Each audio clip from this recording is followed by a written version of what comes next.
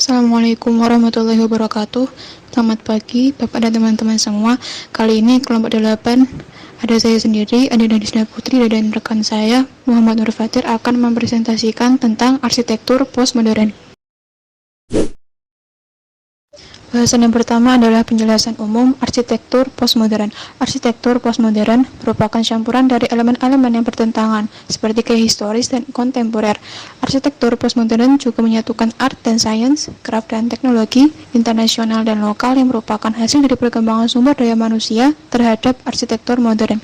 Postmodern juga mencampurkan tradisi dan masa lalu, berdasarkan adat atau kebiasaan arsitektur regionalisme, sehingga arsitek bebas untuk berkreasi sesuai kondisi lingkungan bangunan atas dasar sisi kedaerahannya, seperti iklim, budaya, dan teknologi. Selanjutnya adalah tokoh-tokoh arsitektur postmodern. Yang pertama adalah Michel Foucault. Tokoh ini menolak keuniversalan pengetahuan. Yang kedua adalah Friedrich Wilhelm Nietzsche. Menurutnya, manusia harus menggunakan skeptisme radikal terhadap kemampuan akal. Yang ketiga adalah Jacques Derrida. Mengenai pemikirannya, dekonstruksi merupakan salah satu konsep kunci postmodernisme. Tokoh yang keempat adalah Robert Venturi. Arsitek Amerika Serikat ini merupakan salah satu pendiri firma Venturi, Scott Brown and Associates, dan figur bidang arsitektur besar pada abad ke-20. Yang kelima adalah Charles Jenkins, merupakan arsitek yang pada tahun 1975 ini menggunakan istilah postmodern dalam dunia arsitektur untuk pertama kalinya. Selanjutnya adalah latar belakang sejarah arsitektur postmodern. Gerakan atau gaya arsitektur postmodern ini mulai lahir pada era tahun 1960-an sebagai bentuk reaksi perlawanan terhadap nilai minimalistik, formalitas, dan kurangnya variasi dalam gaya arsitektur modern yang berkembang saat itu. Hal ini dapat dilihat dari bentuk bangunan yang bersifat kubisme dan sederhana. Gaya arsitektur postmodern akhirnya terus berkembang dari 1990-an hingga era 1990-an. Pada tahun 1958, Charles Jenkins menerbitkan buku yang cukup terkenal di USA, yaitu buku yang berjudul The Failure of Modern Architecture. Dalam bukunya, Jenkins mengemukakan berbagai alasan dan bukti-bukti bahwa terjadi kegagalan-kegagalan dalam gerakan arsitektur modern. Pada era 1990-an, arsitektur postmodern berkembang lebih jauh dan terbagi ke dalam berbagai aliran dengan perbedaan pendekatan seperti high-tech architecture, arsitektur neoklasik, dan gaya arsitektur dekonstruktivisme. Selanjutnya ada perkembangan dari arsitektur postmodern. Salah satu tokoh arsitektur postmodern, Charles Jenkins, mengelompokkan arsitektur postmodern ke dalam 6 jenis aliran. Yang pertama ada arsitektur postmodern historisme. Elemen-elemen pada gaya arsitektur neoklasik kembali dihidupkan lewat desain yang bersifat monumental dan pengaplikasian komposisi desain yang berirama dan juga simetris. Yang kedua ada neo-vernacularisme, yaitu elemen arsitektur yang sudah modern kemudian dikawinkan dengan elemen tradisional atau lokal yang ada pada lingkungan sekitar. Yang ketiga ada metafor dan metafisikal. Bentuknya memiliki ekspresi eksplisit dan implisit dari ungkapan metafora dan metafisika dari arsitek yang memiliki cerita filosofis di balik desain tersebut. Yang keempat ada strike revivalisme.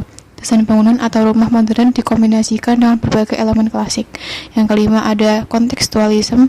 Konsep desain ini mengarah dan terpusat pada lokasi penempatan bangunan dan desain harus memperhatikan lingkungan sekitar. Yang keenam ada arsitektur postmodern space, yaitu pembentukan ruang dengan mengkomposisikan komponen bangunan itu sendiri.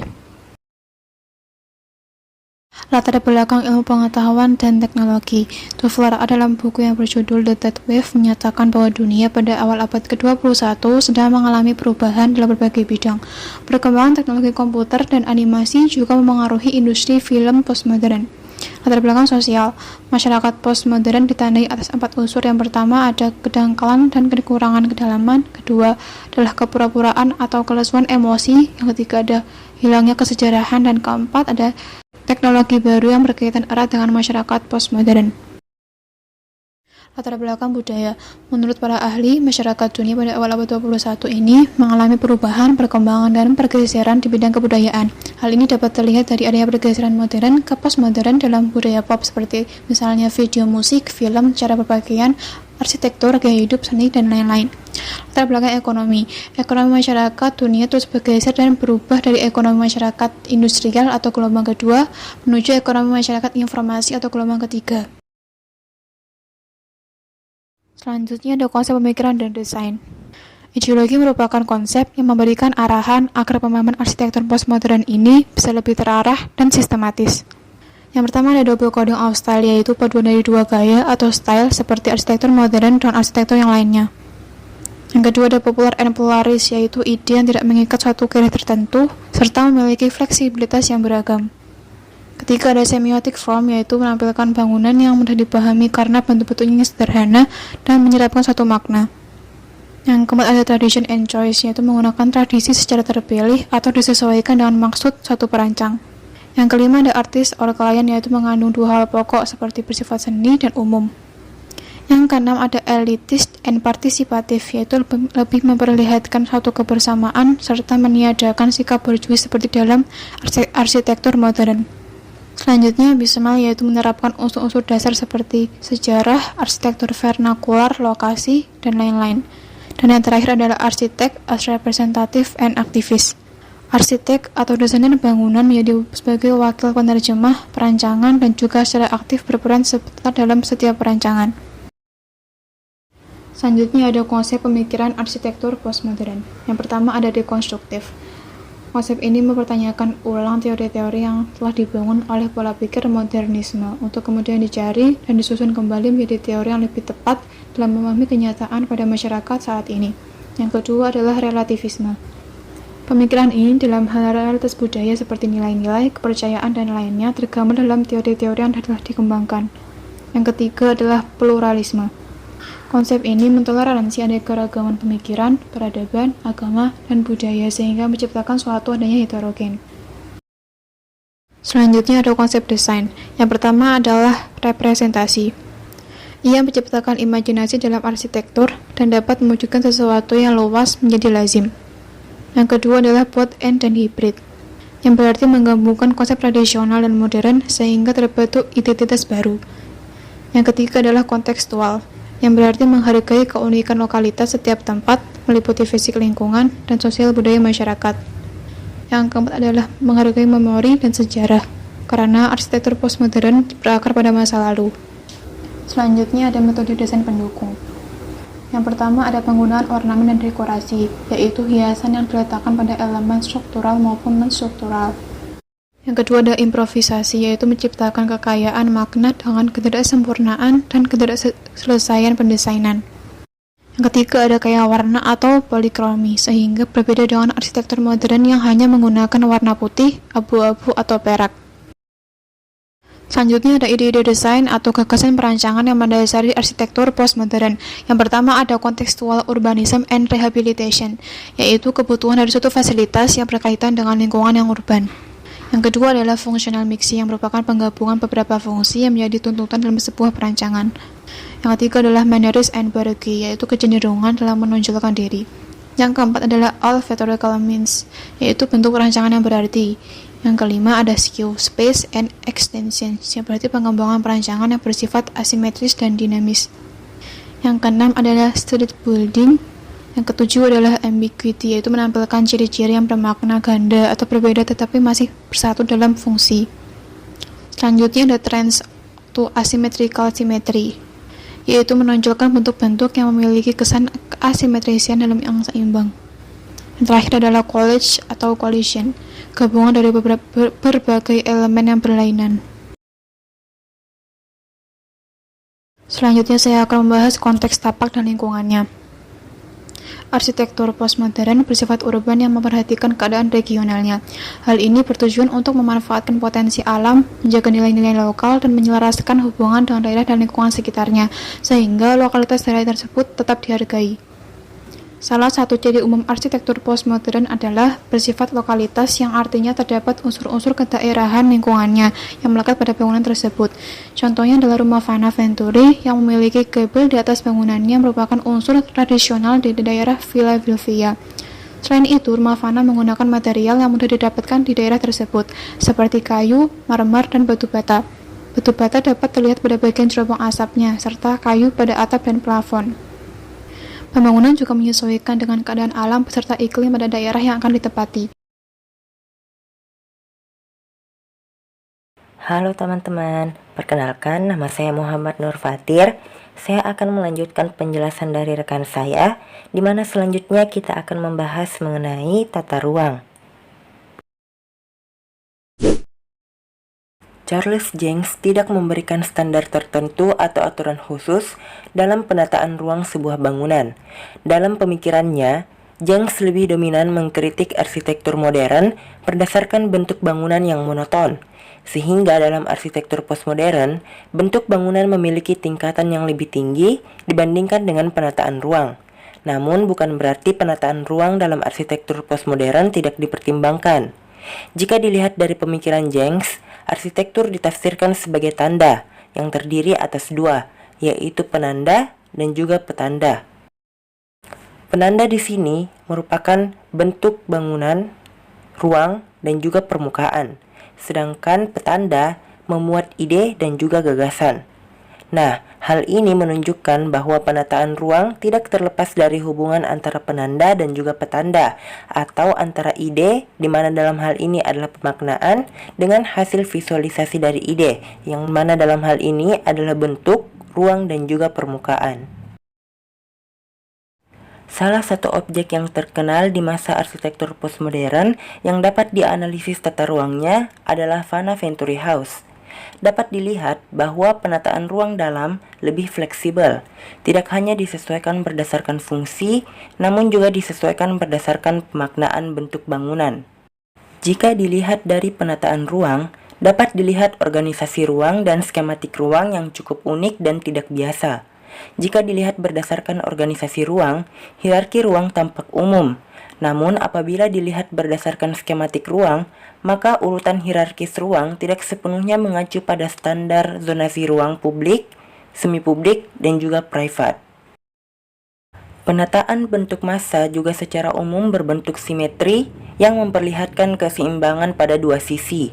Begitupun dengan penataan ruang interior yang terlihat simetris. Sedangkan untuk penataan ruang luar lebih mengarah ke urbanisme dengan memperhatikan aspek lingkungan untuk membentuk identitas bangunan. Dalam arsitektur postmodern, lingkungan menjadi bagian yang paling penting dan penuh makna, di mana hal ini tidak dipertimbangkan pada era modern yang bersifat individualis sehingga terkesan egois, sehingga identitas lingkungan tidak dapat menemukan jati dirinya dalam penyesuaian terhadap bangunan di lingkungan tersebut. Dapat dilihat bahwasanya jalur mobilitas pada halaman depan bangunan merupakan ciri khas bangunan urban. Hal ini sekaligus merupakan bentuk visualisasi makna yang diwujudkan dari proses penataan ruang publik. Selanjutnya, kita memasuki stilistika yang akan membahas mengenai gaya arsitektur dan detail-detail arsitektural pada bangunan-bangunan di era arsitektur postmodern. Fasad bangunan merupakan bagian yang paling penting dalam menunjang first impression terhadap orang-orang yang pertama kali melihat bangunan tersebut. Dalam arsitektur postmodern, fasad bangunan dimanipulasi dengan proses akulturasi berbagai unsur ataupun gaya, sehingga tidak heran jika bangunan-bangunan pada era arsitektur postmodern memiliki karakteristik bentuk yang unik dan bahkan terlihat menyimpang serta tidak umum, karena memang inilah tujuan dari gagasan pada pemikiran arsitektur postmodern, sehingga orang-orang tidak akan mengeluh lagi atas kejenuhan dan kemonotonan bentuk bangunan seperti pada era arsitektur modern yang terlalu kaku. Adapun prinsip arsitektural pada bangunan era postmodern yang ditandai oleh 5 aspek utama, yaitu yang pertama adalah ornamen dan dekorasi. Ornamen merupakan hiasan yang terletak pada elemen struktural, sedangkan dekorasi merupakan hiasan yang terletak pada elemen non-struktural. Kemudian yang kedua adalah improvisasi bentuk. suatu proses penafsiran bentuk yang dianggap memiliki makna tertentu. Yang ketiga adalah kaya warna, penggunaan warna yang beragam berdasarkan nilai simbolis. Kemudian yang keempat adalah komunikatif, yang merupakan cara arsitek berkomunikasi dengan masyarakat umum melalui pengolahan elemen bangunan dalam menciptakan tampilan visual yang bermakna. Kemudian yang terakhir adalah representatif, di mana ide atau gagasan yang memuat pengetahuan umum yang ingin disampaikan arsitek dan diwujudkan dalam desain. Nah, untuk melihat implementasi dari beberapa prinsip arsitektural ini, di sini terdapat dua objek yang akan kita analisis, yaitu Museum Tsunami Aceh dan Museum Louvre Abu Dhabi. Yang pertama, untuk Museum Tsunami Aceh, ornamen dan dekorasi dapat dilihat pada bagian dinding luar dan jendela yang merupakan perwujudan dari pola tari saman yang merupakan tarian kebanggaan dari kebudayaan Aceh. Untuk improvisasi bentuk, juga diimplementasikan pada bentuk dinding dan jendela yang menggambarkan kehidupan sosial masyarakat Aceh yang senang bergotong royong. Prinsip kaya warna dapat dilihat pada rangka metal dengan mengombinasikan warna batu alam setempat dan penggunaan kaca di atap bangunan untuk memberikan pencahayaan alami. Prinsip komunikatif diperlihatkan melalui bentuk atap, dinding, dan pintu masuk yang melambangkan makna kebangkitan dari bencana tsunami dengan berserah diri kepada Tuhan. Dan yang terakhir adalah prinsip representatif. Pada museum diwujudkan dari rumah panggung Aceh yang dapat dilihat pada badan bangunan dan bentuk atap yang mencerminkan gelombang tsunami. Kemudian untuk objek yang kedua yaitu Museum Louvre Abu Dhabi, penerapan ornamen dan dekorasi terdapat pada atap yang membentuk pola tumpukan geometris dengan ornamen arsitektur Islam yang kompleks dan berfungsi sebagai sun shading yang akan memberikan kualitas visual serta kenyamanan termal pada interior melalui pencahayaan. Untuk improvisasi bentuk, terlihat pada atap dan sun shading yang terdapat celah dari bentuk rangka kubah yang berfungsi untuk pencahayaan dan sirkulasi udara. Kemudian, prinsip kaya warna terdapat pada rangka metal dari atap bangunan dan lapisan batuan alam berwarna putih pada dinding bangunan. Prinsip komunikatif diwujudkan melalui penggunaan nuansa putih pada dinding yang menggambarkan karakteristik dataran Arab, sekaligus memberikan kesan megah pada eksterior bangunan. Yang terakhir, prinsip representatif diperlihatkan melalui perpaduan arsitektur budaya Arab yang diwujudkan pada atap yang berbentuk kubah dengan tampilan yang lebih modern. Berdasarkan prinsip-prinsip tersebut, dapat dilihat bahwa makna sangat penting dalam sebuah bangunan. Bahkan, proses pemaknaan menjadi pertimbangan dalam menentukan visualisasi desain. Hal ini membuktikan bahwa sekalipun arsitektur postmodern terlihat menyimpang dan tidak biasa, namun makna yang terkandung di dalamnya tidak dapat diremehkan. Kompleksitas dalam pemikiran ini membuat segala aspek dapat bersatu padu, membentuk karya yang banyak diharapkan masyarakat pada saat itu untuk melepas diri dari kejenuhan akibat gaya arsitektur era modern yang begitu monoton. Terakhir, kita memasuki sistem struktur dan konstruksi pada bangunan-bangunan arsitektur postmodern. Sebenarnya, sistem struktur dan konstruksi bangunan pada masa arsitektur postmodern dapat dilihat berdasarkan aliran-aliran yang ada. Setiap aliran memiliki karakteristik tersendiri, sehingga struktur dan konstruksi bangunan pun akan ikut menyesuaikan dengan karakteristik dari aliran-aliran yang dianut. Seperti aliran yang pertama, yaitu aliran historicism, di mana aliran ini memperlihatkan elemen-elemen klasik seperti kolom-kolom ionik dan dorik, serta ukiran-ukiran yang menjadi ciri khas dari arsitektur klasik. Namun digabungkan dengan unsur modern seperti dari aspek penggunaan material dan teknik pembuatannya yang menyesuaikan dengan perkembangan zaman. Kemudian yang kedua terdapat aliran neomodern, di mana aliran ini memperlihatkan struktur dan sains bangunan yang inovatif dan eksperimental, namun tetap rasional dan juga beralasan. Neomodern berkembang bersamaan dengan aliran dekonstruksi, di mana arsitek-arsitek seperti Frank Gehry, Peter Eisenman, Reinhard Koolhaas, dan yang lainnya menghasilkan karya-karya arsitektur yang sangat bertentangan dengan sifat klasik dan terlihat menyimpang pada struktur dan juga bentukannya. Yang ketiga, ada aliran plastisme. Aliran ini memperlihatkan bentuk-bentuk yang fleksibel seperti lengkungan untuk memperlihatkan dinamisme, tetapi tidak berfungsi sebagai struktur. Biasanya bentukan tersebut hanya bersifat dekoratif yang menyatu dengan bangunan, namun bukan berarti hanya sebagai tempelan biasa saja. Intinya, aliran ini berusaha mengemukakan ide melalui bentukan-bentukan yang tidak umum dari sebuah bangunan. Yang keempat adalah aliran suprematisme. Aliran ini merekayasa bentuk-bentuk umum dan lampau untuk menciptakan bentuk yang unik. Bahkan istilah disposisi akan sering ditemui pada aliran ini. Detail struktural seperti dinding dan kolom juga dapat direkayasa, hingga lantai yang dibuat miring juga dapat dipertimbangkan. Namun, aliran ini memusatkan perhatian pada bangunan dari segi konsep bentukan yang mengarah pada karakter bangunan tanpa mempertimbangkan fungsi secara mendalam. Kemudian yang terakhir adalah aliran high-tech. Aliran ini menggunakan struktur yang ekstrim sebagai upaya perwujudan dari ide atau konsep yang menghadirkan bentuk yang rumit. Aliran ini memaksa struktur agar dapat mengikuti desain yang diharapkan. Namun, dalam hal ini juga dipertimbangkan fungsi secara sains yang menunjang kenyamanan manusia sebagai penggunanya. Demikianlah beberapa informasi yang dapat kami sampaikan. Semoga dapat menambah dan memperluas wawasan kita semua terkait dengan arsitektur postmodern.